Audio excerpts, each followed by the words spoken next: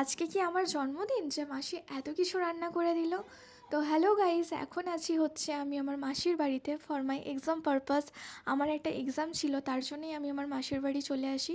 আর এই হচ্ছে আমার মাসির বাড়ির ঠাকুর ঘর।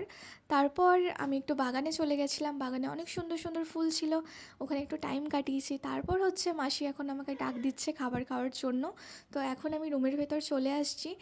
আর দেখো মাসি কত কিছু রান্না করেছে, আলু ভাজা, বেগুন ভাজা, লাল শাক, ভাত, ডাঁটা পোস্ত, আর করেছে পটলের তরকারি আর বড়ার টক। আসলে আমার মাসিরা হচ্ছে অনুকূল ঠাকুরের দীক্ষিত, তারা সকলেই নিরামিষ খায়। তাই মাসি আমাকে বলছিল পনির খাবি কি তুই মাশরুম খাবি, বাট আমি যেহেতু দুটোর মধ্যে কোনোটাই খাই না। আর আমার মাসি ভীষণই ভালো রান্না করে, মানে কোনো আমিষ রান্নাকেও ফেল করে দেবে, এত সুন্দর। আর আমি এত তৃপ্তি করে খেয়েছি।